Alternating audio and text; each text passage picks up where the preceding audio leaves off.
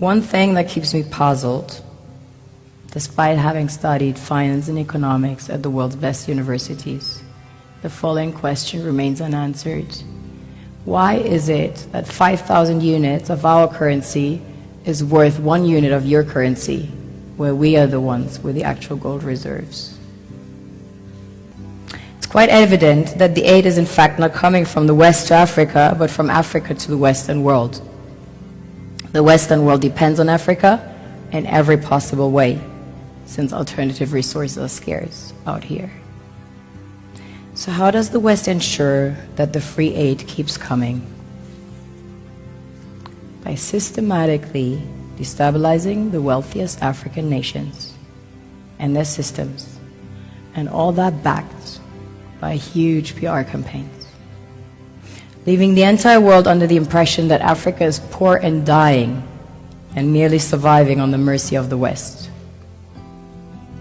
Well done, Oxfam, UNICEF, Red Cross, Life Aid, and all the other organizations that continuously run multi-million-dollar advertisement campaigns depicting charity porn to sustain that image of Africa globally. Ad campaigns paid for by innocent people under the impression to help with their donations.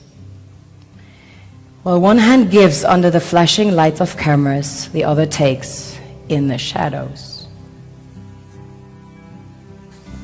We all know the dollar is worthless, while the euro is merely charged with German intellect and technology, and maybe some Italian pasta. How can one expect donations from nations that have so little? It's super sweet of you to come with your colored paper in exchange for our gold and diamonds. But instead, you should come empty-handed, filled with integrity and honor. We want to share with you our wealth and invite you to share with us. The perception is that a healthy and striving Africa would not disperse its resources as freely and cheaply, which is logical.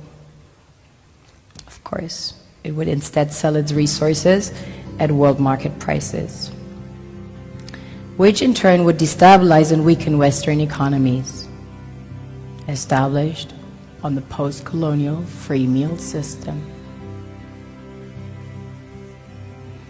Last year, the IMF reports that 6 out of 10 of the world's fastest growing economies are in Africa, measured by their GDP growth. The French Treasury, for example, is receiving about $500 billion year in, year out. Foreign exchange reserves from African countries based on colonial debt they forced them to pay. Former French President Jacques Chirac stated in an interview recently that we have to be honest and acknowledge that a big part of the money in our banks comes precisely from the exploitation of the African continent. In 2008, he stated that without Africa, France will slide down in the rank of a third world power.